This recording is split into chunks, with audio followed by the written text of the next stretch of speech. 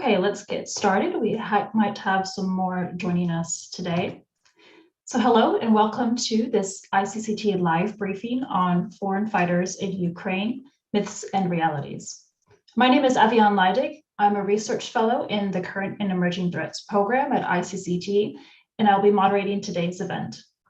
So for those of you who are less familiar with ICCT, or the International Center for Counter-Terrorism, we are an independent think and do tank based in The Hague, working to provide research, evidence-based policy advice, and practical on-the-ground solutions on matters regarding counterterrorism and countering violent extremism, with a special focus on prevention and the rule of law.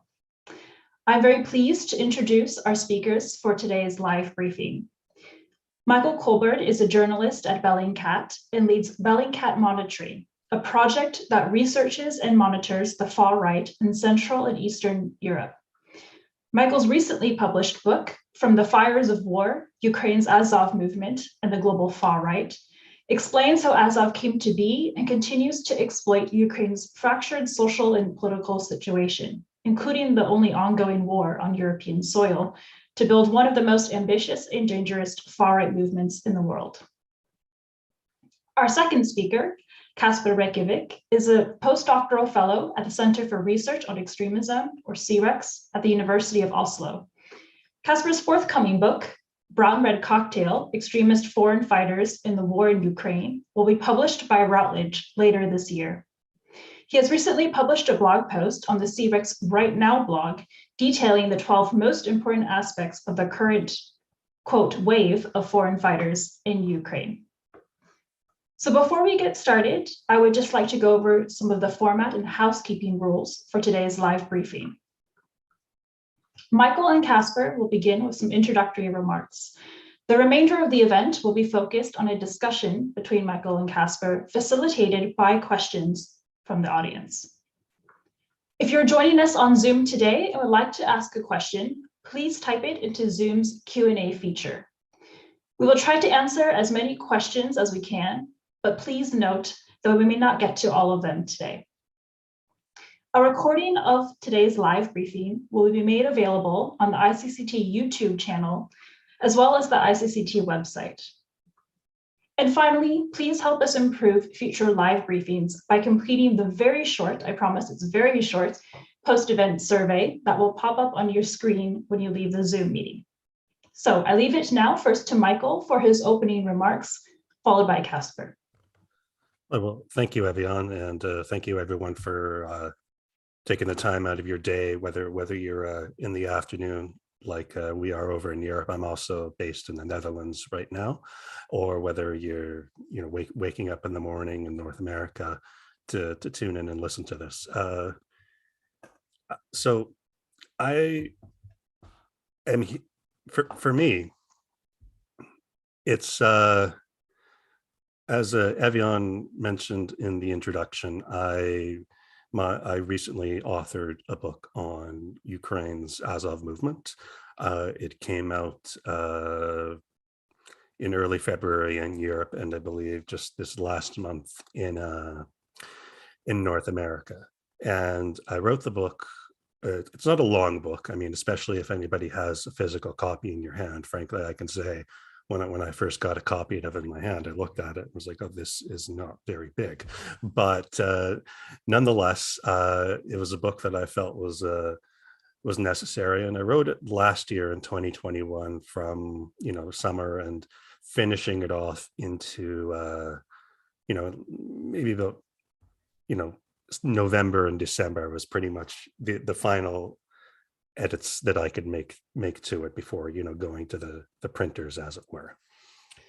And even though at that time, especially in late November, November, December of last year, and even as we got into January, especially as we got into January, the discussion, as I guess we can call it, around Ukraine, and literally around Ukraine, really started to pick up steam.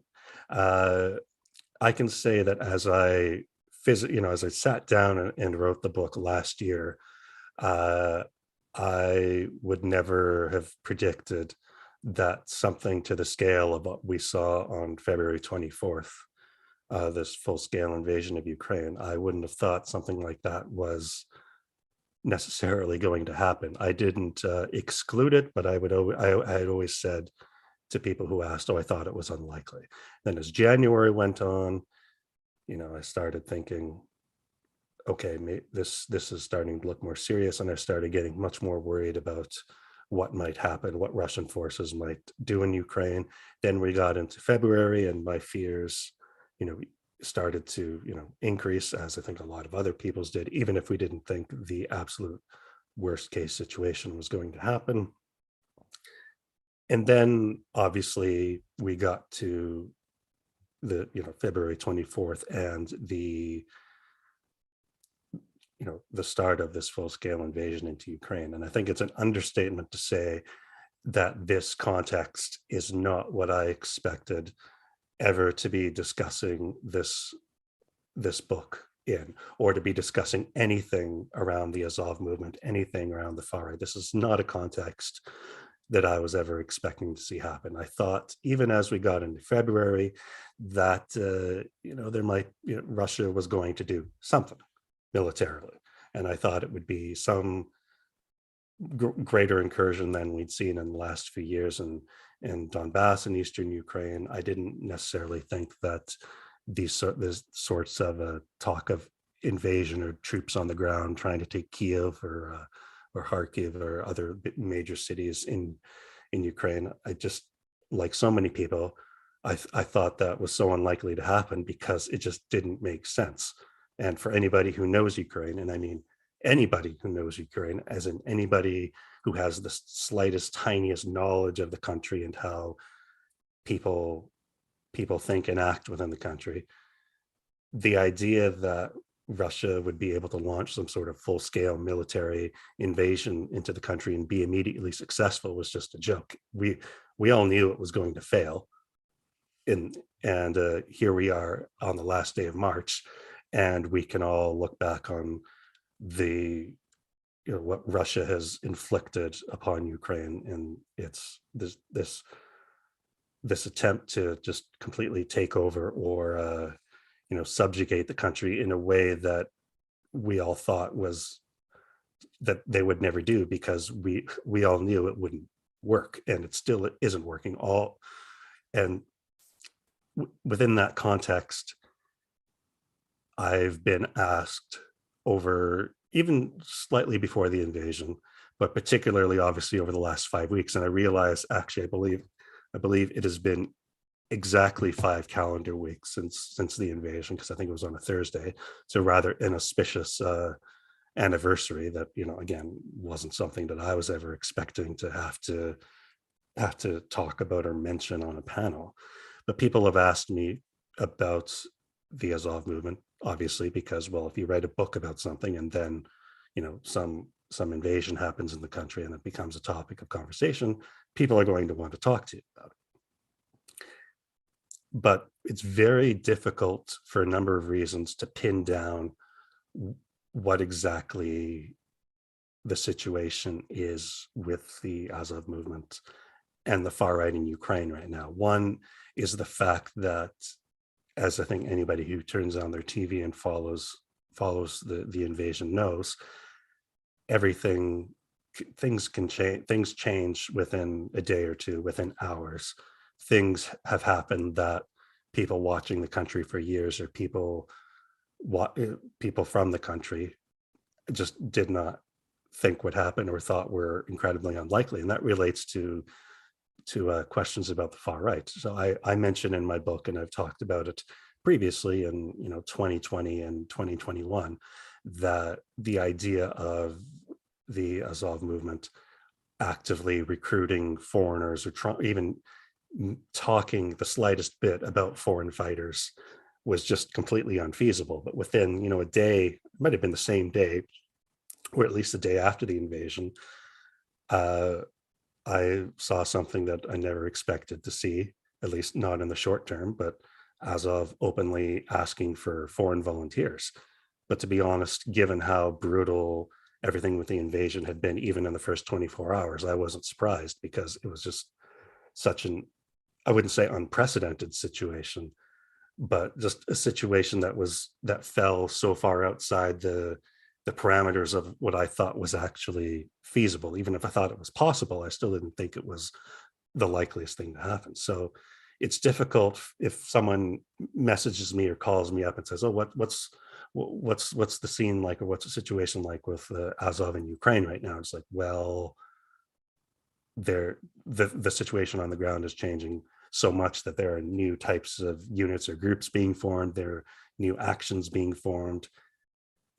Everything, for obvious reasons, changes in a way that's hard to really pin it down.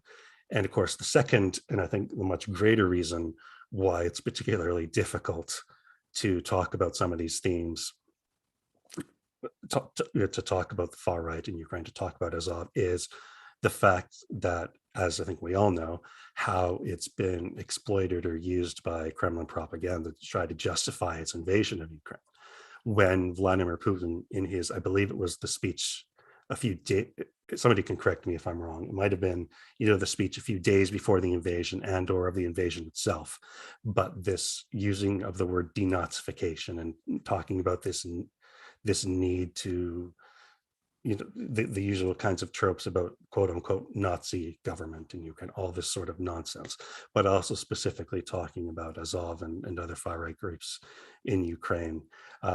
It's very difficult to talk about some of these things in that context without fear of feeding into that propaganda. Now, that's something that's existed for 8 years now for a lot of people, but it's a situation that's so much more profound right now. And there's with the state of discussion of Azov in Ukraine in international media. I mean, even though I'm part of international media, I feel like it's fair to say that a lot of the coverage of what of Azov has been, essentially trying to cover it as if it's 2014 all over again, and nobody bothers to read anybody's old articles or go back and look and see where this movement came from.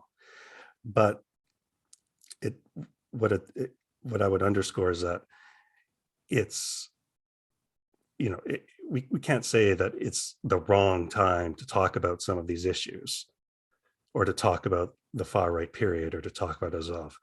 But I think there's very much, with this current invasion, with this current intervention and the scale of it, the devastation of it, and the obviously life-changing nature of it for so many Ukrainians and for Ukraine itself, and indeed for Europe and the world, not to overstate it. I think we just have to be careful in how we talk about it. And that means, for me, I can say personally, it means maybe we don't have to talk about it all the time. I was actually joking with colleagues of mine. I went through my message requests and counted how many international media requests I've had to talk about Azov. And there's some that I do, there's people that I will talk to, or outlets I have talked to, but there's not outlets or media from 9 separate countries that I've either ignored or turned down requests from to talk about the Azov movement, because so much of the coverage right now is just kind of chasing what everybody else sees. Oh, these guys have an article about Azov, or I've heard about these guys, we better do an article about them. And I don't think that in the end doesn't help anybody. It doesn't help anybody who actually wants to understand the far right in Ukraine. It doesn't help Ukrainians who want to defend their reputation against Russia. It doesn't help any of us. But that being said, that's why I was still nonetheless glad to accept this invitation to talk about some of these issues with foreign fighters, and specifically talking about it in the context of myths and realities, because especially when it comes to international relations and the far right and foreign fighters in Ukraine, there really are so many misconceptions, so many myths and realities that are not quite what people think. And it's something that we're seeing as each day goes on with this invasion. So I hope that with the discussion we have here, that we can talk honestly about some of these issues, maybe put some of these myths to rest, and give all of those listening what I would feel in my assessment of following the far right in Ukraine and across Central and Eastern Europe for several years, an assessment of what I think the situation is, why, what we should worry about, but more importantly, what we shouldn't worry about. And I think that's the end of my opening comments. Sorry, Kacper, if I'm stealing some of your thunder or taking up too much of your time, but carry on.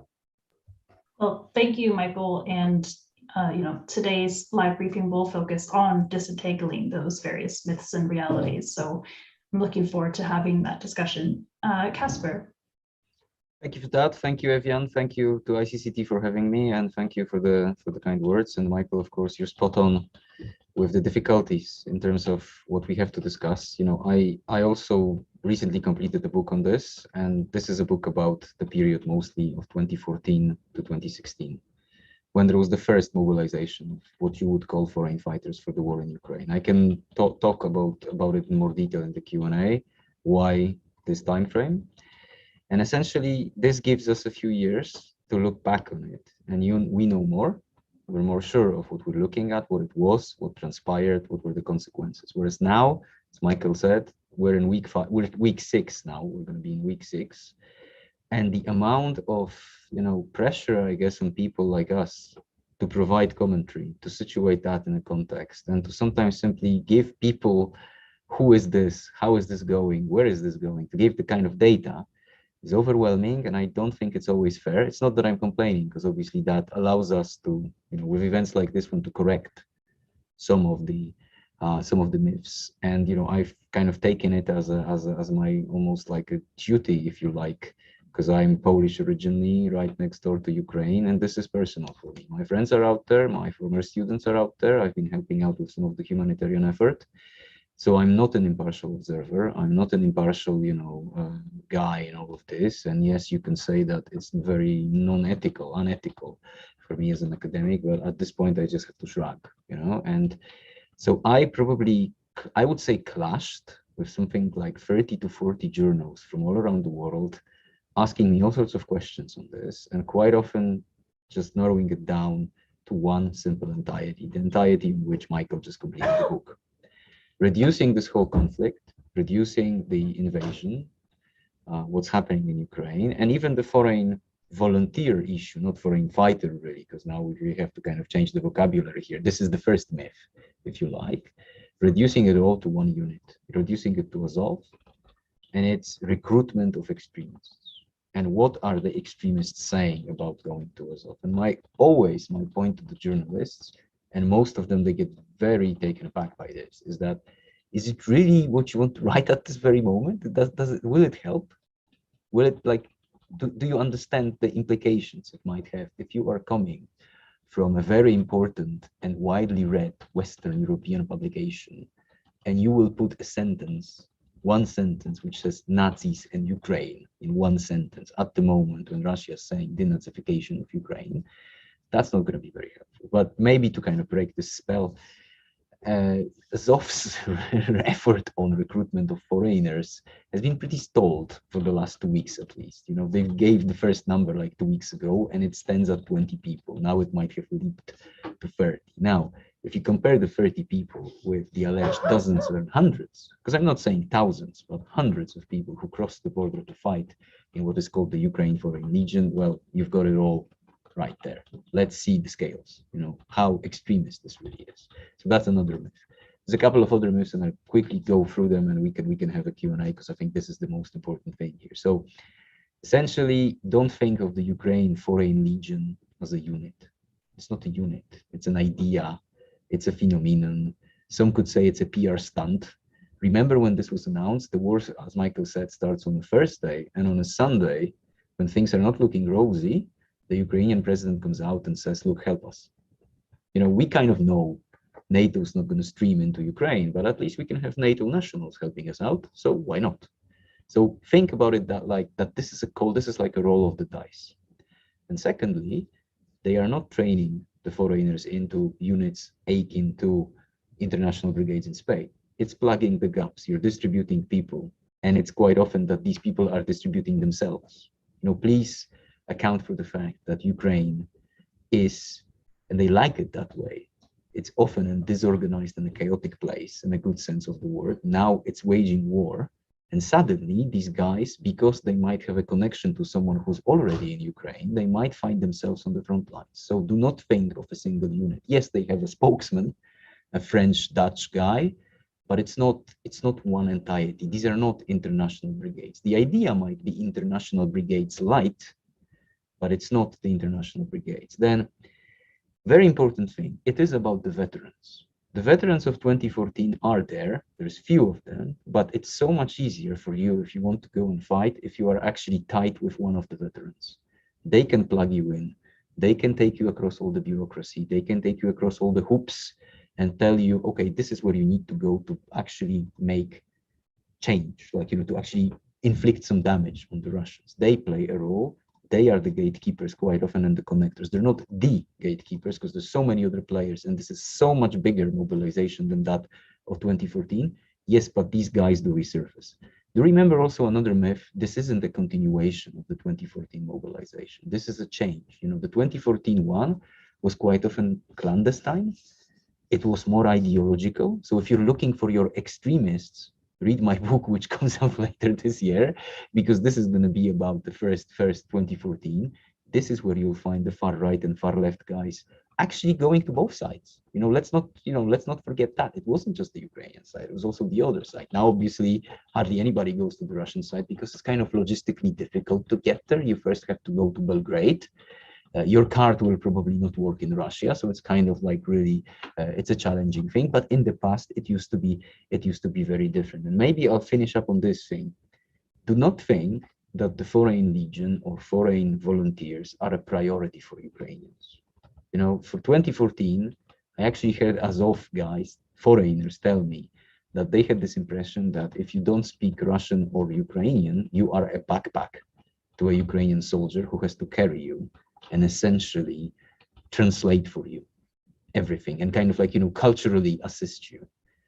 That's why these guys will not be the primary, force, and Ukrainians will not prioritize them because they will prioritize weapons systems and assistance, other forms of assistance. The foreign fighters can be a colorful addition. They can be a PR stunt. They can be a good thing for the, journalists, for the crowdsourcing or whatever. But they will not be the key issue of this war. And let's not reduce it. Maybe I shouldn't be saying this because that's my daily bread and Michael's as well, that we shouldn't be saying this. But I think one thing is that we really have to take it cool in a sense that this war isn't about foreigners participating and this war isn't about extremists participating. It's a completely different thing. They are there and it's interesting to look at them. And I'm glad, we had 100+ people, listening to us, which is fantastic and welcome to you all. But there are so many other things happening in the background, which makes it quite often so difficult to assess and account for the phenomenon we observe within the larger, let's say, within the larger, war, if you like. But I'm happy to, take your questions on that and very, very happy to be here with you. And then, I think we have some time for that. So thank you. Thanks very much, Kacper and Michael. I think we can all appreciate how difficult it is at this time to be offering on-the-spot reflections and analyzing what's actually happening on the ground as things are shifting so quickly within this landscape. So we do appreciate at least some of your insights that you can provide at this time. So we already have one question that's come in from the audience, and I do encourage those who are joining us on Zoom today to please type in your questions, in part because this is very much a discussion-oriented live briefing. So we do have one question here asking, now I think in some ways this sort of contradicts a bit what Kacper just discussed, but we have a question here asking if there's any left-wing or anarchist individuals joining the fight. But I want to broaden this out a bit more because, as Kacper, you mentioned, in 2014, 2015, it was a lot more ideologically motivated in terms of those individuals who traveled. What has led to that shift now in terms of individuals who perhaps are less motivated by various ideological perspectives? And this is also for you, Michael, if you would like to jump in. Thank you, Eviane. I would say the first issue is that the 2014 is a smaller war. It doesn't touch us all. We kind of pretend it's somewhere there. You know, I mean, I use this phrase, Donetsk is further than Damascus, which is not true. You know, it's actually closer to us if we sit somewhere in Western Europe, but mentally, surprisingly, you know, Damascus is closer. So, you know, people kind of had this attitude towards, oh, it's far. Plus, another important thing, Russia might have botched it, but it convinced quite a lot of people that it wasn't involved. And quite a few people actually bought that, saying, oh, it's a civil war. You know, these are separatists. They're not really Russian. And, you know, all the leadership of the separatists were actually guys imported from Russia at the beginning. You know, it was only later that Russia tried to kind of, you know, play the musical chairs and kind of hide the Russian faces and put, you know, the Ukrainian faces on top of that to say that, hey, look, these are actually genuinely, you know, local guys. So that is one of the reasons why it didn't touch people, you know. So to kind of mobilize yourself to go, you had to have strong convictions. Like, you know, in the, Eviane, you will know this in the kind of, you know, terrorism studies, there is a lot of this push and pull factors.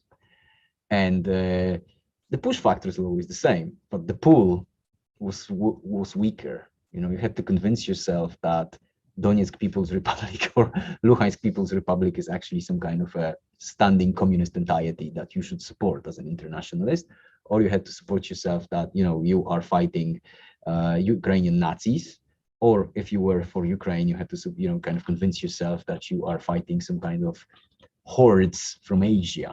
That was tough, but some people did. So this is the difference. You know, this is the ideological difference. Whereas now, I would say, and it's a quote from one of the guys that I was talking to, he said, these are concerned citizens of the world. They might be clueless. They might not know anything about Ukraine. And, you know, from observation of their conversations, I'm very much, you know, a proponent of this theory that they don't know what is happening out there really, but they want to help. You know, there is this humanitarian cause that they want to join. Of course, what sets them off on that journey towards this humanitarian cause? Well, that can differ. The one that I heard the most was this video of a father saying bye to his two daughters, putting them on a bus, and they're all crying. You know, that people were saying that this is what kind of sparked the whole thing for me. But what are these guys' views and what they are? That's a different thing. But they're not saying I'm going to fight some kind of an ideological fight. This is the difference. Now, to the concrete question that we've got here about far left elements, of course, there are anarchists mobilizing in terms of assistance, in terms of buying things, sending things. But at the same time, I've seen different collectives and squads are actually saying, yes, we're sending men to fight. You don't see their faces and stuff like that, but they're pretty open about that because, well, there is no legal sanction usually in most of the Western European countries. You know, you can go if you're not a foreign terrorist fighter. There's another element maybe to discuss that you know, do we like foreign volunteering at all? And I know ICCT has done a lot of stellar work on that. So this is kind of, you know, we just, you know, open another can of worms. But yes, far left guys are also mobilizing. But the one key difference of this now is this: it's all for one side. There is, you know, it's whereas in the past you had these splits, you had these ideological discussions, you had these arguments, you had party like NPD in Germany, the old school far right party. I don't want to say splitting, but let's say having major discussions between the party and its youth wing, because the party was more pro-Russia and the youth wing was saying, no, actually we should stand with Ukrainians. You don't see it now. It's just, or unless you're in, you know, Rassemblement National in France and you're scratching your head, what do we do with the millions of euros that we got from the Russian bank? Maybe that's a good actually moment for them because they don't have to give it back because there are no means of actually transferring the money to Russia. So, you know, these discussions kind of died down. Really, everyone turned pro-Ukrainian at the moment. And this is why I actually resent journals saying, aha, so the far right has turned, you know, Ukrainian. And I go like, well, but it used to be pro-Russian for like 2 decades before that. So maybe you just got some slack and then take, you know, the context on board. Thanks, Kacper. Michael, did you want to add to that? Yeah, I can. Well, I think first of all, something that Kacper alluded to is something that was apparent in 2014 as well. To be fair, I think Kacper understands this better, having dove into that world a bit more. But it's very clear to me now, watching all of this in real time, as somebody who I try to keep my eyes on at least as much of what the international far right is thinking as one person reasonably can, you know, at least with some countries that I specifically focus a bit more on or know a bit more about for my own reporting, or and they happen mostly, well, they mostly are in Central and Eastern Europe, but not exclusively. One thing that I think needs to be stressed, even I say this as somebody who obviously has focused primarily on, the pro-Ukrainian international far right, obviously writing about, the Azov movement and groups that they've been connected with in the past. I think it's really important to stress to people that the international far right, especially the most extreme elements of the international far right, are totally split on the issue of Russia's invasion of Ukraine. Now, yes, of course, on the one side, you do have allies of Ukraine's far right, people that the Azov movement particularly has had relationships with in the past, like thinking the Third Way party in a neo-Nazi party in Germany. I'm not going to say the name in German because I mispronounce it every time, so don't worry. But other smaller groups across Europe as well, there's an element of the international far right that is supportive of Ukraine's fight against Russia's invasion, supportive of particularly the Azov movement, the regiment, but really in terms of imagery and iconography and actually talking this up into this force that is in some ways more myth than reality, and the way that they see it. But for that kind of more pro-Ukraine, very loosely pro-Ukraine part of the international far right, they frame their fight in some of the terms that Kacper just mentioned, seeing Putin's Russia as some sort of like Eastern horde, even like a multiracial horde. I mean, very much in inverted commas, using their language, and also seeing Putin's Russia as essentially a continuation of the Soviet Union. Like the amount of times I see these, Russian troops or people referred to as Bolsheviks. Those are the terms they see that in, and they see Ukraine as some sort of pure. I mean, this is how they view it. I'm not saying this is the reality by any means, but seeing Ukraine as this sort of more pure European space protecting, quote unquote, us from these communist whatever hordes that are, coming to do whatever to Europe. So there's that element of it, but it's also really interesting to see how other parts of the international far right come at this from a more pro-Russian point of view. They stick to some of the lines and arguments that we've seen from the far right, including the populist radical right across Europe as well. This idea of Putin as some sort of bulwark against, liberal Western powers, some sort of quote unquote based, manly figure who's standing up against all the debaucheries and degradations of the West, all those sorts of things. And a key element to the pro-Russian side's rhetoric this time around that you did not see in 2014, the additional wrinkle, I guess that's very much using that as an understatement. The additional factor here is the fact that at the time of this invasion, Ukraine's president, Volodymyr Zelensky, is Jewish. Now, I certainly do not need to repeat some of the language that I've seen across some of these channels, descriptions, not just of Zelensky, of Ukraine, of NATO, all these sorts of Jewish conspiracies that unfortunately I think anybody who watches the far right or knows the slightest bit about the far right, these things that they're going to be aware of. But this also, interestingly, it factors into how this pro-Russian far right talks about Azov. They criticize Azov for, in their view, cozying up to, again, very much inverted commas here, cozying up to the Jews and Jewish power, pointing out the fact that in 2014, Azov did get some financial assistance from a Jewish oligarch at the time, Ihor Kolomoisky, and then so for part of the international pro-Russian far right, Azov are just kind of fake far right tools of NATO, tools of every sort of, old school Jewish conspiracy that there is. And you really see and I see this split manifest across different far-right groups and networks in different ways. It's not necessarily that I see all these channels and chats and individuals propagandizing the war. I think one thing that's interesting is some of the far right that I follow, they have barely anything to say about the invasion of Ukraine right now.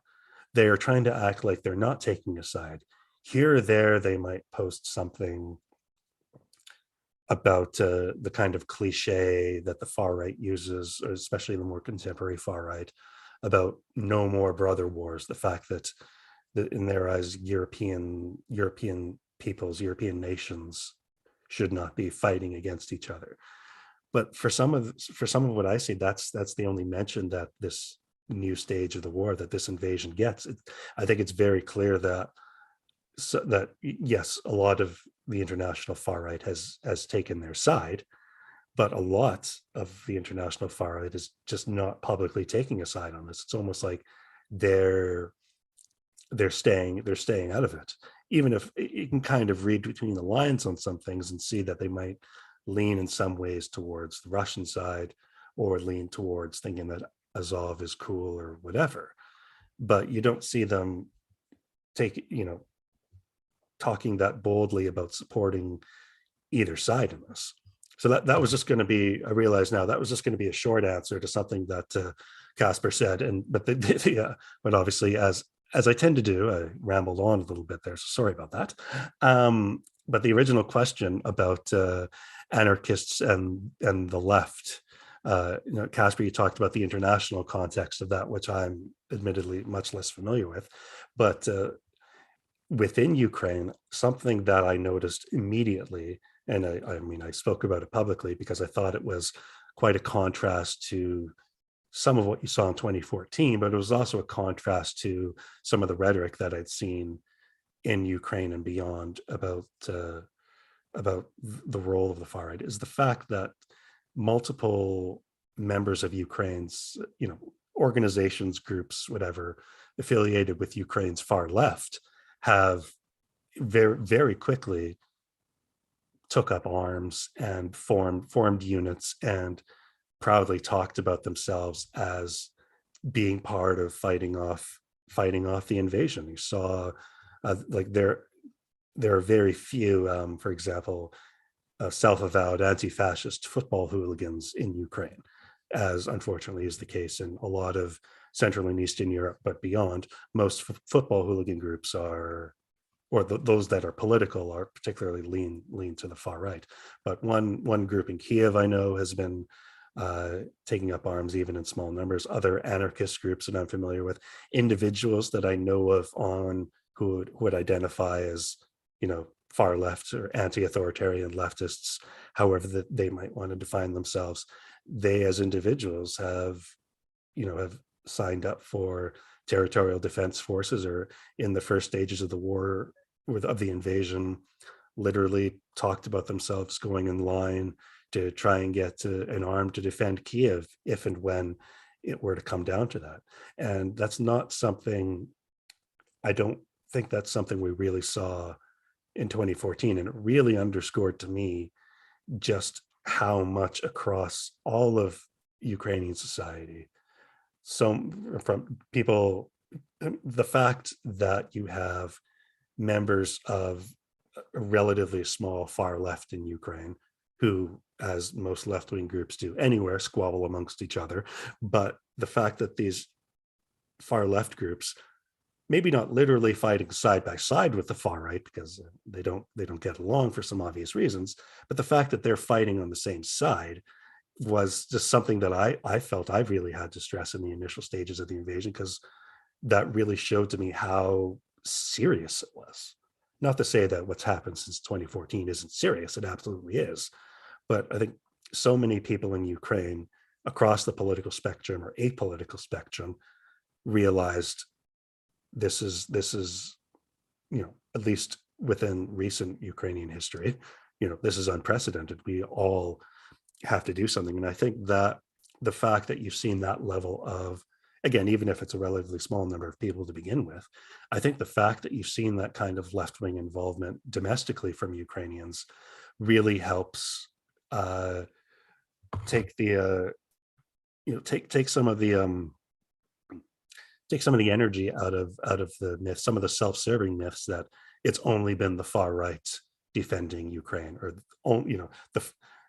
the far right are Ukraine's, they're Ukraine's best defenders. Well, maybe unfortunately there's some truth to that, because we see how willing some of these members of the far right have been to fight in the past and now.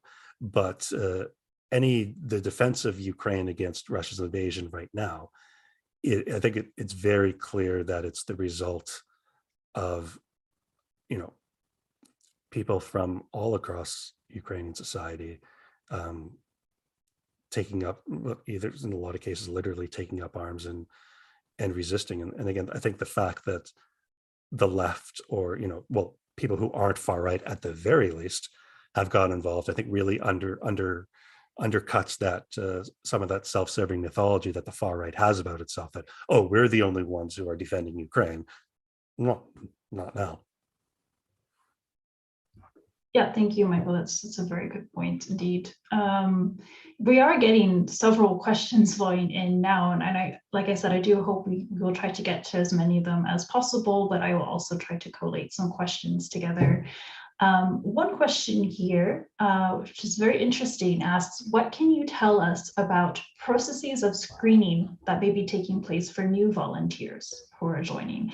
Are there any signs that there's an effort to be proactive about preventing illegitimate and illegal violence because it may damage the cause for Ukraine to be involved in war crimes?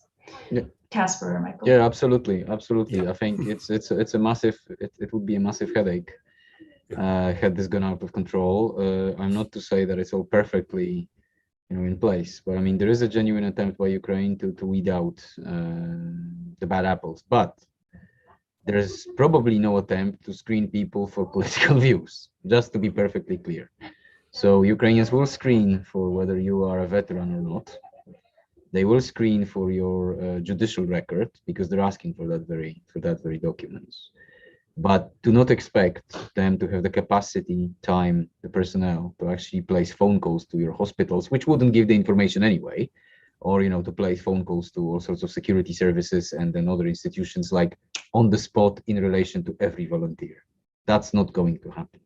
That's not what this is about, and this is probably not how it's going to work. But yes, there is vetting. There are different stages. You have the embassy, then you have the Territorial Defense Center in Lviv, which is effectively doing that. But do not think that, and I've seen reactions like that. Oh, here's an extremist, he fooled Ukrainians and stuff. Of course he would, because the Ukrainians really don't care whether you voted XYZ in the last elections, whether you're far left, far right, centrist. They genuinely don't care, and they are puzzled. I can tell you, they are puzzled by some of our headaches over this.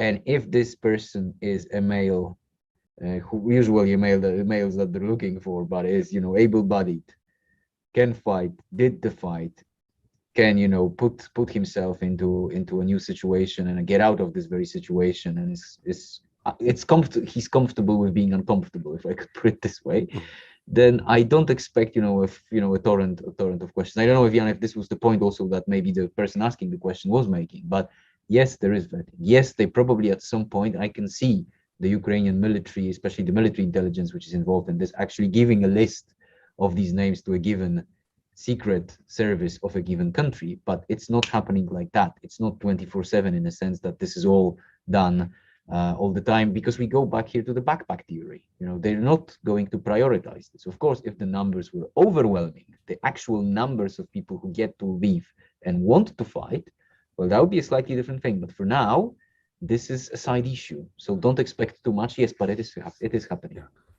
I would add to that, specifically from what we see with the far right and with recruitment into or discussion of foreign recruitment into the different Azov ranks. The individuals who are responsible for that on the Azov side, they're individuals who are known, individuals who are public, and I mean doing it on public Telegram channels, not making a secret out of it, giving a few media interviews here and there, and frankly, what I see, I'm referencing an interview that was actually, I think, within the last few days, one of these kind of lead organizers trying to get foreigners into the into Azov's ranks, was being very clear about some of the things that Kacper was just talking about. And knowing what I do from having followed Azov for several years, having watched them react and have to deal with negative media coverage, including from myself. I mean, it's not like I'm some uninvolved observer here. They are not my biggest fans for a reason, but I would say by 2022, some of these figures who maybe a bit naively in 2018, 2019 were welcoming, sometimes it seemed like anybody interested with open arms to, maybe they couldn't join the regiment, but they could come hang out and be photographed and do other sorts of, maybe some sorts of training and things like that. I think this is something I do discuss in the book. I think a number of things happened in 2019, particularly. One was negative media coverage. I mean, I'm not going to toot my own horn because it certainly was not just me. And international media attention on what Azov was doing internationally, the networking, because as I think, as Kacper knows as well as I do, it was all so public and it was also out there. It was so obvious and unsubtle. And I don't think they understood the reaction that they would get for their activities in the West.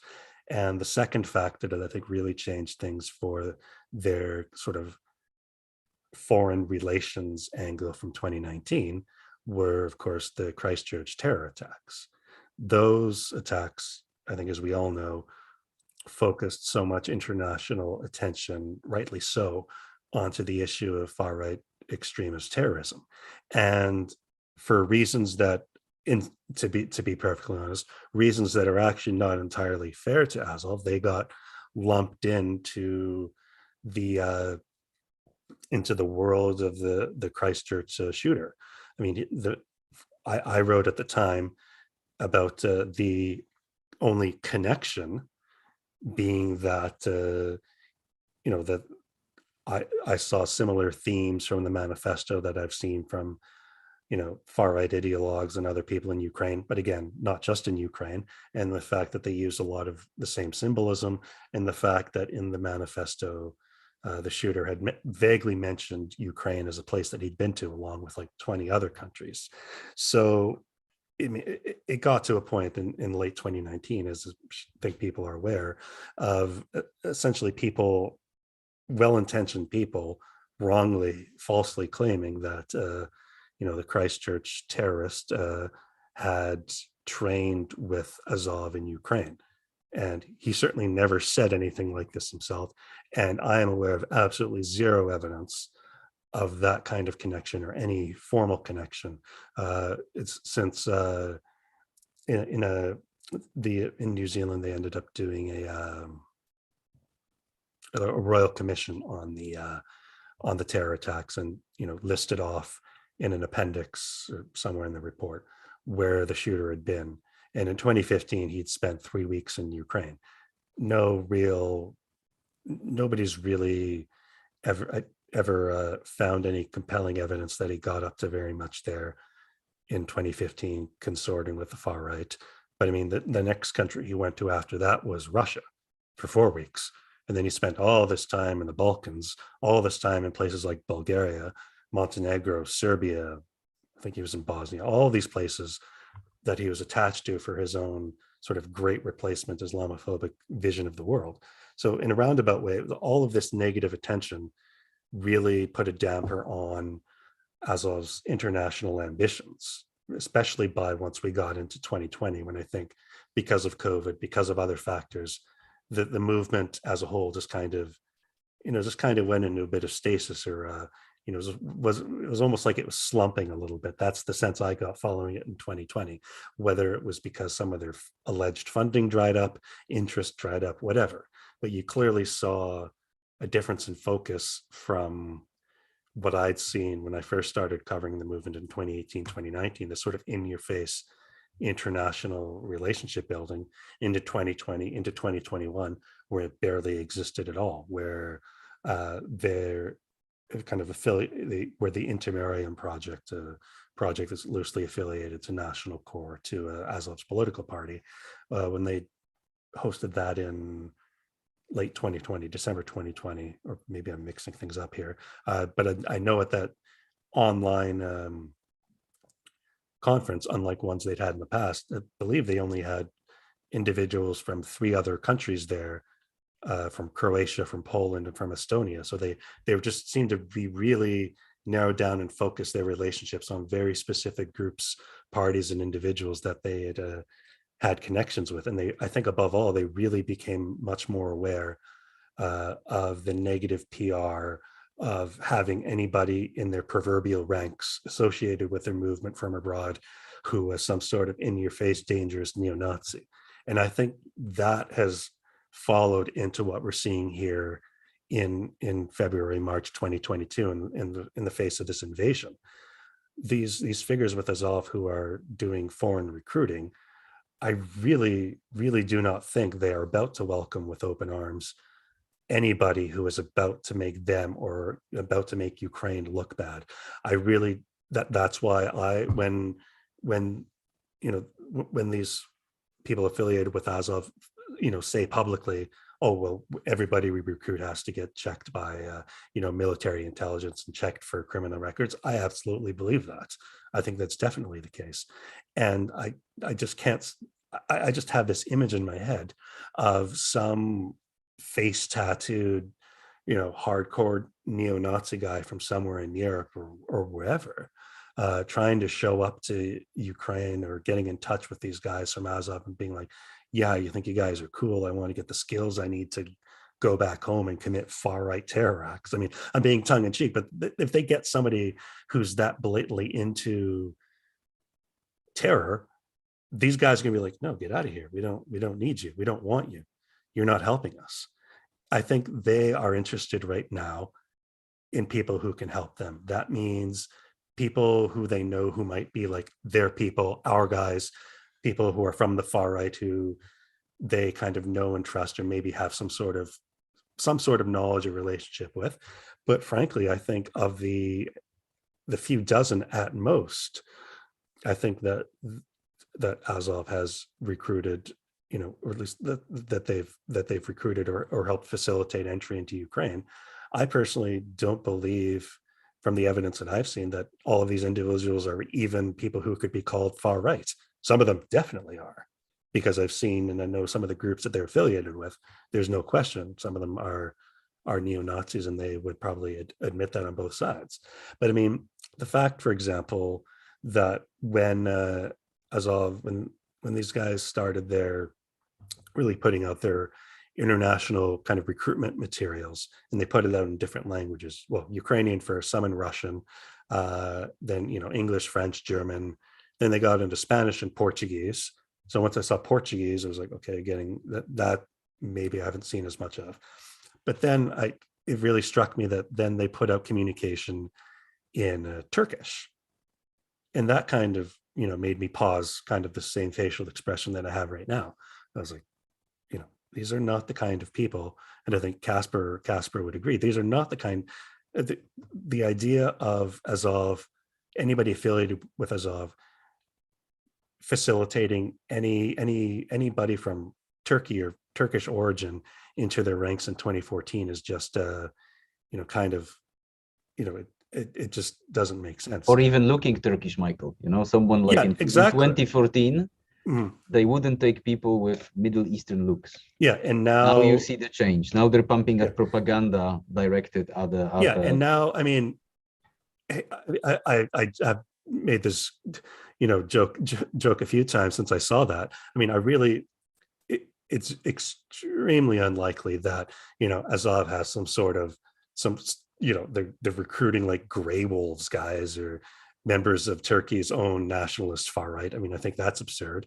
They clearly have got some interest from Turkish speakers, people from Turkey with whatever military background, who have heard about Azov. Whether they care about their political views or their past or their present or not, they don't really seem to care. They're just interested in that reputation. And I think one example of that, and I think there's a reason why you've seen Azov put this front and center in at least some of its channels over the past few weeks, is in their ranks is somebody from Azerbaijan. Now, I'm not saying that somebody from Azerbaijan cannot be, part of the far right or a hardcore nationalist or anything like that. But in the context of Ukraine, in the context of Azov and the things that they do and they believe in the world that they come from, this is just very different. And the fact that there's going to be more cases like that, we have to be careful of not assuming that everybody who Azov has got into their ranks, and again, only a few dozen at best, we can't assume that every single one of those is some hardcore ideological neo-Nazi. Frankly, they'll probably have some, frankly, relatively apolitical people who might consider themselves right-wing, maybe even people who consider themselves left-leaning. They don't care about Azov's politics or they don't believe them. And they just want to fight, and they've heard about this unit and they want to fight in it. I think that is, maybe Kacper can, would know more, but I think that really contrasts to what you saw in 2014 and 2015. Yeah, thanks, Michael. Yeah, I mean, we think about Azov, it's perhaps not as organized as most people like to portray it to be, which I think is one of the lessons learned here. So one of the definitions that one of the words that I always use to describe the movement, or at least to try to describe it, I describe it in the book this way, is that it really is a heterogeneous movement. I mean, it clearly has people who are neo-Nazis in it, more than they might like to admit. It has people who would probably be like neo-fascists or, ethnic nationalists. But as critical as I am of this movement and of the international far right, I will still happily admit that there are people within that movement, even people in some leadership positions, who probably are not particularly far right in their views. Maybe they're sort of more mainstream right-wing or conservative nationalists whose views I still might not agree with, but I would still call it a far right movement, to be clear, but it is much more, within some parameters, it is still much more ideologically diverse than I think people realize. Yeah, thanks, Michael.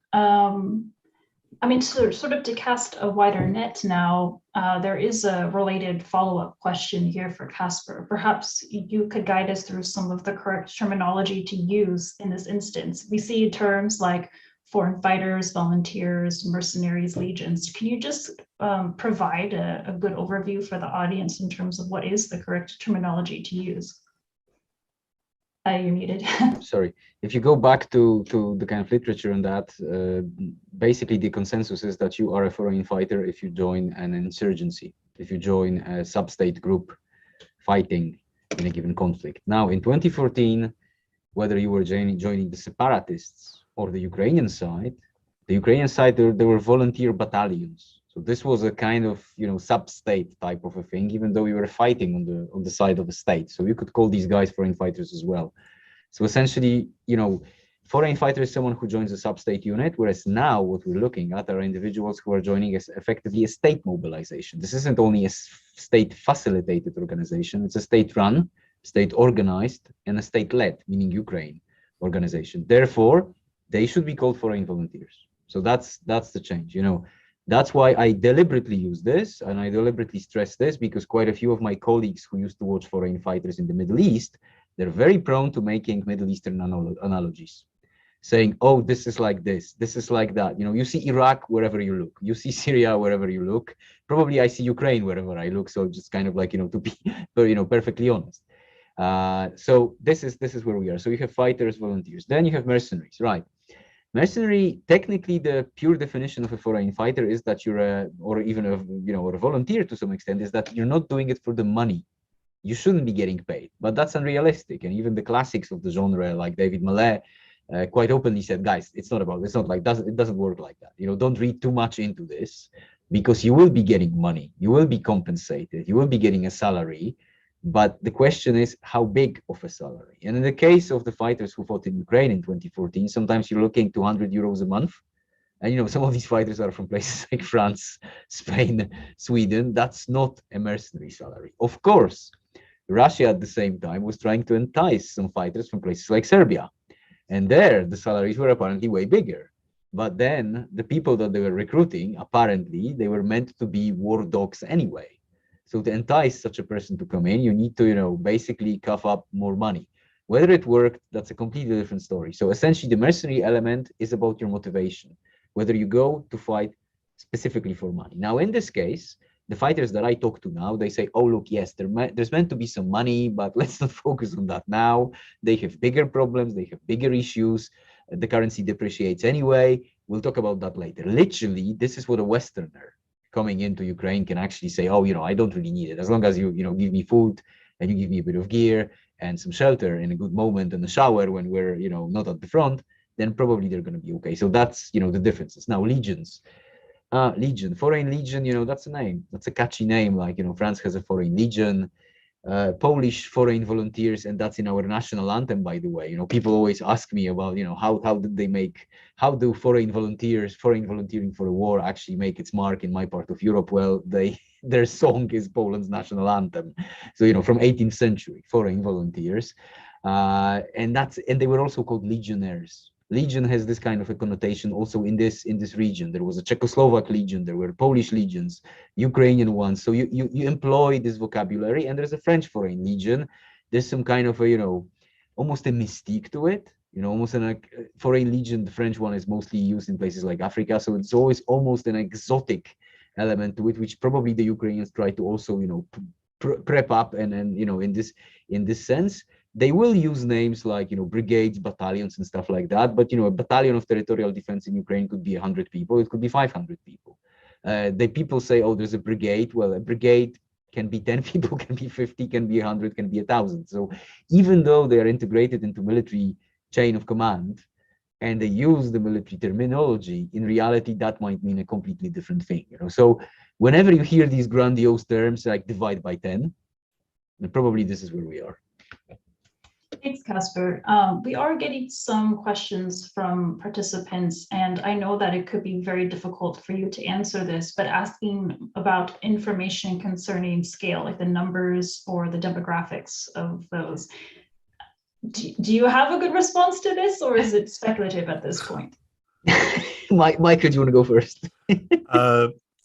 As far as I'm aware, Kacper, you can correct me if I'm wrong, but I think the only numbers that we have are the numbers that Ukraine has come out and said of the number of people that are interested. And I thought maybe it was something like 15,000? 20. Or 20, even 20. okay. But that's basically the people who knocked on the door, sent emails to the Ukrainian embassies. That's not the fighters. That's not those who have shown up. And I think you've seen in various pieces of media coverage over the last week or two. The one that pops immediately into my head, of course, is a Canadian article from one of my colleagues at one of my Canadian friends at the Globe and Mail, writing about some. Obviously, there are long-standing, diaspora ties between Ukraine and Canada. But aside from diaspora, there is just this, I would say there's just relatively much more understanding or even affection for Ukraine in Canada than you might see in some other countries, especially if you're from part of the country where I grew up in Western Canada, where you're literally surrounded by people in high school where you're the only one who didn't have at least like one or two Ukrainian grandparents. So there's always this knowledge of Ukraine and seeing Ukraine, very rightly so, as a country that's been victimized by its much larger and domineering neighbor. But that, like this specific article was, critical of some of the flaws of the Foreign Legion recruiting. Criticism of that it was maybe not the best resourced, disorganized, But as I think Kacper alluded to, and I would agree, it's kind of hard to criticize a country for trying to do something relatively unprecedented with a small budget on short notice, without a lot of external knowledge and how exactly to do it. So of course elements of it were going to be disorganized. But in this article, and I think in other articles you've seen in the past few weeks, are foreigners who have gone with people with military experience, wanting to join the Foreign Legion, wanting to fight, being disillusioned with maybe the nature of what their fighting would be like, or whether it was even safe enough for them to fight, but not giving up and going home and being like, oh, F Ukraine, this was a disaster. I think it's more, and I expect that we'll see a lot more of this if this Foreign Legion type recruitment. I'm not talking about the far right here, to be clear, talking about the much broader Foreign Legion recruitment here. I think as more foreigners go and maybe realize, oh, maybe fighting isn't what I want to do, there are still so many other ways. And I think foreigners realize this, and some of them have been quoted, they realize, oh, well, okay, I have, I was a medic in whatever Canadian Armed Forces, so I can lend my skills to help with that, do trainings, or help in so many different ways. So I think you might see more of that coming in terms of foreign help, is not this idea, that got kind of cooked up immediately once the Foreign Legion was talked about, of this international brigade of warriors fighting against Russia. I think you really do see it much more in the context of that term volunteer, not necessarily strictly in a military sense. I think in the end, whenever this war ends, whenever this invasion ends, and I hope every day that that day comes, that it's sooner rather than later.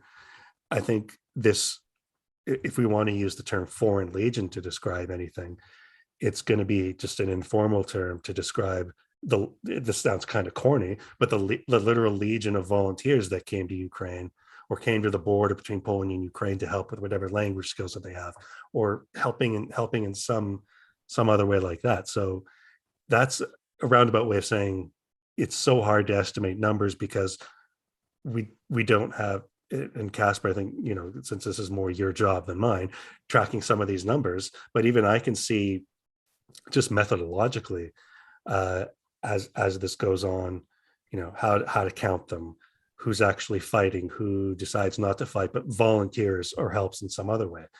That's why the only number, honestly, and maybe this is my own bias because this is what I look at, the only number that on the Ukrainian side that I think is I can confidently say is likely true, is a few dozen Azov related guys coming in, which is still nowhere near what I think the most dire predictions of people talking about far right foreign fighters would say. Yeah, I would say quickly, high hundreds. One commentator, one of these guys from Azov actually said to me, high hundreds will cross the border, high hundreds for sure. How many will go and get to the fighting? That's anybody's guess, which is probably still more than 2014. But I think we have gone above 1,000. But to say who they are, where they come from, and I observe their discussions. Because they quite often talk openly on different platforms.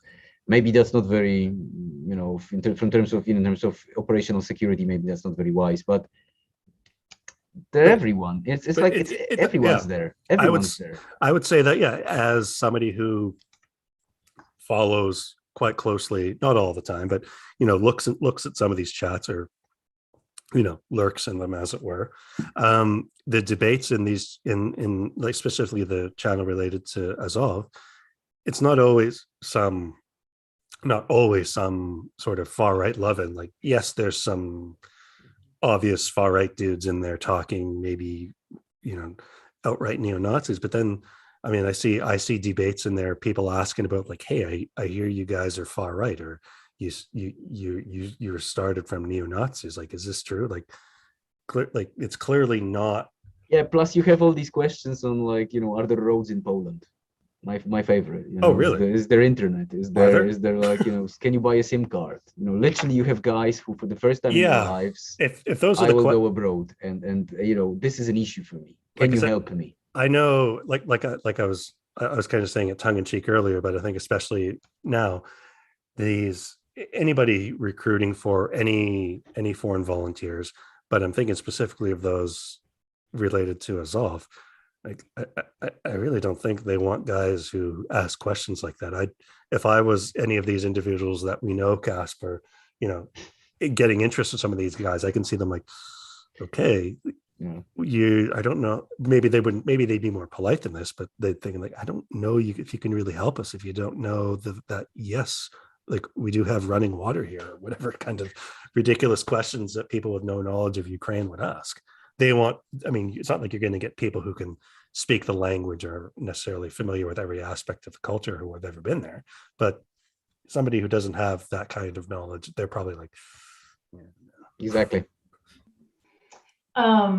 Well, shifting now, I see a lot of questions here already asking about returnees, if you can believe it. But we do have one question here from Thomas Renard, the director of ICCT, who says, most Western intelligence services have indicated that they are monitoring very closely their citizens who traveled to fight in Ukraine. If you can speculate here, what do you believe are the long-term consequences of this phenomenon for Europe's internal security? What is the risk posed by future quote-unquote returnees, and how should we manage them? If I may, really quickly, I think I'm glad, and hello to Toma. I'm glad that people are worried about that and are looking into that. But I think we project a situation from a decade ago from a completely different place onto this. And yeah, human beings do that. I do that. Everybody does. You know, everyone does that. Fine. Now, I think in terms of consequences, probably there's going to be consequences for the individuals. Wounded, scared, traumatized, etc., etc., etc. Is this a systemic issue? Well, given the numbers that we just discussed, that we're looking into not tens of thousands, and we just withstood a jihadi foreign fighter returnee issue, or we're still, you know, standing and dealing with it, this isn't an anti-systemic mobilization. You know, people ask me, oh, they might be radicalized in Ukraine, but into what? You know, Ukrainian nationalism, and then do what? What exactly will they do in Europe? They might be upset with that their state is not helping Ukraine enough. Okay, but will it mean that they will pick up a gun and start shooting at people, random people in the streets of a Western European country? Look, I mean, I've got a project here at CIREX which looks at the first mobilization and the afterlives of the first mobilization. And I will guarantee that they were not nice guys, everyone. They were less nice than the ones who are going now. And they do pop up in interesting places after their deployment to Ukraine. But no one staged the terrorist attack at home, like to my knowledge. You know, let's put aside the Christchurch, you know, phony thing. So yes, we should be worried on an individual level. Their commune should be worried. You know, their workplace, their family, and the state could do something to do about that. But in terms of like a systemic threat, I just don't see it. And I think the more we talk along these lines, the more dangerous it gets that we will completely copy paste the faulty analogy from a different conflict. You know, I'm not, look, and at the end of the day, Ukraine has the files. I can see the Netherlands, France, Germany, Poland, UK, USA actually asking after hopefully this ends, saying, look, guys, we helped you a lot. Can you show us the files? Like right? Who was there? Yeah. And I, being Ukraine, I cannot, you know, imagine Ukraine saying, no, we won't. I mean, it's done openly, you know, it's on the different platforms, it's with the journalists, it's almost like almost everyone shows their face because it's so different than 2014. Right. Yeah, the only point that I'd add to that is, I mean, obviously this goes back to a debate related to Ukraine that really kind of started up in mid-late 2019. And it was something that, again, this is something I do briefly discuss in the book, but it was something that as we got into late 2019, early 2020, you know, right before the pandemic, because I remember I had these discussions in February in 2020. I remember where I was. I happened to be in Budapest covering a neo-Nazi event there. And this is when I think within a day or two, I won't name the media outlets, but one of them, talked to me. I did end up talking to one of them, just providing some background, but I was just kind of, I was just kind of struck by how they were really honed in and focused on this idea of that there were like far right training camps for foreigners in Ukraine in early 2020. And then I had it this same week or whatever. Again, I'm not going to name who it is or the outlet, but I will say I mentioned this in the book, so I have no issue mentioning this here. A very prominent outlet and journalist getting in touch with me and specifically asking about this whole idea of almost not even asking if there were, but really kind of assuming that there were kind of like ISIS style far right camps in Ukraine that foreigners could go to. So I had these discussions, and I messaged a few of my colleagues, people from other outlets or other journalists who work on or who are knowledgeable about Ukraine, Azov, and the far right. And I say this jokingly, but this is how I said it at the time. It's like, dude, am I missing something here? Like, I'm not aware of any of this. I don't think any of this kind of stuff exists. Why are all these people all of a sudden talking about Azov's international ties as if it's far right ISIS? Now, sure, you can turn around and blame someone like me because I wrote a lot about the movement and its international ties. But on the other hand, I didn't say or present evidence that they were doing ISIS style, training camps. So the debate, even by, late 2019, early 2020, had already kind of developed to this, almost like excessively securitized point about what the far right in Ukraine was and the threat that it poses or doesn't pose, and just every issue along with it. And so as 2020, and then as we got into 2021, writing the book, when I looked at or thought about the issue, that kind of question, okay, is there a risk that people from outside Ukraine could come to the country, access military combat tactical training as far right extremists that they couldn't get in their own countries? And the answer was no, but possibly at some point in the future, because before the war, obviously it's very strange to speak about some of the stuff in past tense now. And I don't mean before the war, before this specific invasion. There was this kind of network of a combat tactical training providers who had various links to the far right, and clearly members of Ukraine's domestic far right got requisite military training privately from these institutions, but they didn't really seem to have any interest at that point in having anybody from abroad coming to train there. And when I compare, maybe some actual experts out there who focus on the issue of transnational terrorism and whatnot, can tell me whether they agree or disagree with this. When I think about just stepping back and thinking about it, I would be more worried about foreigners going to any country, not just Ukraine, and accessing foreign far right extremists. I'm more worried about them accessing military style training as like a peacetime camp than I am about them going to Ukraine to fight in this war. Because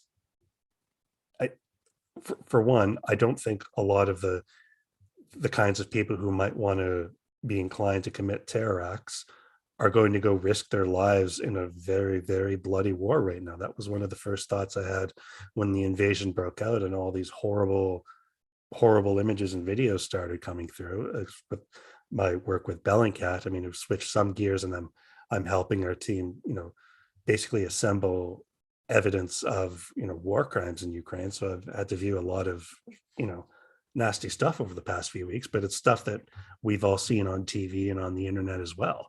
So the idea, I think we're wedded too much to this idea of, oh, there's an active war, therefore far-right extremists will go and join that war and get the skills they need to go back to their own countries and be terrorists. I'm more worried about these people going to some training camp in not just Ukraine, but in other countries where people might not pay attention to them, and then they can access a level of tactical and combat training and familiarity with weapons that they couldn't anywhere else. In the longer term, I'm still more worried about that than these guys wanting to, some of the minority of people wanting to go to Ukraine. Thanks, Michael. That's definitely a long-term implication to think about. We are getting towards the end of the live briefing, and there are still several questions here, so apologies that we couldn't get to all of them.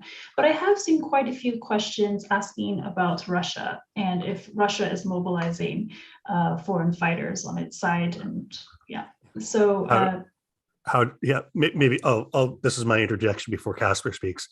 How do we define foreign fighters in the Russian context?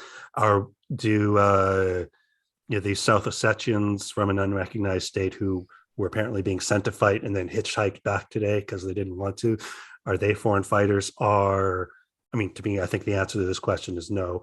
Are Ramzan Kadyrovtsi, are they foreign fighters? No, because they're from Russia. Is Wagner Group and the maybe 1,000 Wagner affiliated mercenary fighters in Ukraine, are they foreign fighters? I don't know. Yeah, I would say, look, let's put it this way. You're looking at a region in which irregular warfare has a long history. And it involves all sorts of formations which are multi-ethnic, multilingual, and especially if your country is not homogeneous. So maybe I hate to break it to you that Russia isn't the homogeneous country. It's not white, orthodox, traditional, and etc., etc. It has lots of different people. It has lots of immigrants. And I think this notion of bringing in foreigners and maybe let's have Belarusians as well. Let's have the Belarusian army, and stuff like that. This is an attempt to counter the Ukrainian Foreign Legion PR-wise. They call the Foreign Legion a bunch of terrorists and mercenaries. This is what Russia talks about when it discusses Foreign Legion. Now, there is probably some attempt to bring in some foreigners to actually say, hey, we are fighting the West, because this is the rhetoric that is being pumped out by the Russian TV now. And we're bringing in others. So, those Central Africans who stood in front of cameras and said, we were going to fight. Maybe the Syrians. But, somebody wrote, a colleague from Counter-Extremism Project wrote on Twitter, you get what you pay for. And I'm sorry, Syrian fighters, when its army basically collapsed, whom will you bring? And probably, just probably, they will run away to the Ukrainian side so that they can run away westwards. Just let's put that in this context in a way. So I think what's more interesting in this sense is the Russian game of, how do they play with their own Nazi scene? Because Russia apparently starts this intervention, the latest round, let's put it this way, to denazify Ukraine. But it has a pretty few Nazis in its ranks, in its borders. It, just like to the terrorism crowd that is certainly, terrorism studies crowd that is certainly here amongst our listeners, in 2012-13, Russia was running the red carpet for the Chechen jihadis to go to Syria and saying, here's your ticket, go die in Syria, don't come back to Chechnya, that's fine, you can go, we're not going to stop you. This was the FSB tactic. In 2014, they had the very same tactic for the far right in Russia, and they were saying, oh, go and fight in Donbass and get yourself killed, or if you don't get yourself killed and come back, we will erase your judicial, your legal record, and you can be an upstanding citizen. This is the milieu that has been used by Vladimir Putin for many, many years, yet we talk Azov. We should, whereas we should look at the Russian side of things. This is the milieu that in terrorist attacks in Russia killed 500 people between the year 2000 and the year 2017. Yet we all talk about Christchurch and Breivik, and I shouldn't be saying this, I'm sitting in Oslo, where this was a big thing, obviously, but this is the reality. They killed 500 people. So if anybody needs to be denazified, it could be Russia. So if you're asking, foreign fighters, foreign volunteers and stuff like that, fine. But let's look at these games, and they are deploying the the Nazi guys within the ranks of Wagner. The same guys who fought in 2014, some of the guys that I've seen there and then, they are deploying them back again. Why? Because they can. Why? Because there's a long tradition of using these kind of irregular formations and to have a kind of a deniability, in a sense. So let's remember about that. So, the foreign element, especially at this moment, when Russia is saying, I don't need the West, it's a fallen power, I'll just, join up with China and the global South, and, getting the volunteers from the global South is kind of tricky. So it probably is going to end up with the South Ossetians who run back, or it's going to be the Uzbeks and Kazakhs who just worked in Moscow, and in exchange for a passport, they might be willing to fight in Ukraine. But will they? Anybody's guess. Yeah, I think another thing related to what Kacper's mentioned is that this is something that, I pointed out repeatedly over the years. Make it sound like I've been doing this for decades. I haven't. But it's something that still surprises a lot of observers talking about Ukraine's contemporary far right, like the post-Maidan far right, talking about the Azov movement and talking about not just foreign fighters, but foreigners who have kind of joined the movement or physically come to Ukraine and become part of far right circles there. The plurality of foreigners who fought with Azov, with the battalion, then regiment, but the majority of the far right foreigners in Ukraine who are in Azov circles are all Russians, because the far right scene, this is well before I started studying the far right, and I would not call myself somebody with huge expertise in talking about this part of the Russian far right, but I'll still try. During a lot of this time that Kacper alludes to, there's mentioned of hundreds of deaths because of the actions of Russian far right neo-Nazi groups over 2 decades, and it was just awful. The Russian far right, nonetheless, was still a far right that Putin and the Kremlin tried to exploit and make use of. So some of these far right guys, they would go, they would be effectively used as thugs, people to prop up their agendas, going on their Stop Pedophilia TV shows. But then when they became less useful for the Kremlin, or once they became dangerous for the Kremlin, well, lo and behold, all of a sudden they got in trouble. And then a lot of these same figures, or at least kind of proteges of these same figures who were in those circles and getting into trouble in Russia, they're the ones who went to Ukraine and are still active there. So I would just underscore, obviously this current invasion changes the dynamic even more, but for the longest time, the far right scenes of Ukraine, Russia, and Belarus have always seen back and forth and intertwining, and to some extent they still do now, because again, who are the main foreigners that I would, when I think of foreigners and Azov, the main nationalities that I think of are Russians and Belarusians. And that's just a feature of what reality has been like for the past several decades. Yeah, and one of the figures of Azov, sorry, Eviane, I'm just jumping in, I know we want to probably wrap up. One of the figures of Azov said to me that, oh yeah, these Russians in our ranks, I mean, there's sometimes there's just too much trouble with them. They're not worth the bother. That's literally what they said. So it kind of shows you that even they see this kind of like, oh right, these guys are just too hot to handle.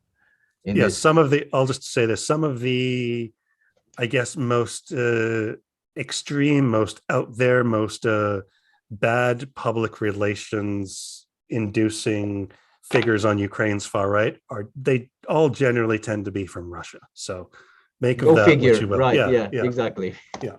Well, I guess on that note, we will be, unfortunately, the time for this live briefing is up, but I would very much like to thank both of you, Michael and Kacper, for sharing your insights on the ongoing situation in Ukraine, and also to the participants who joined us today for your engaging questions and facilitating the discussion for the live briefing. So a reminder that we will upload a recording of today's live briefing onto our YouTube channel and website. So please do keep an eye out on ICCT's website for future events and publications related to this topic, as well as other topics within this field. So thank you again to all of you for joining us today, and have a good rest of your day. Thank you.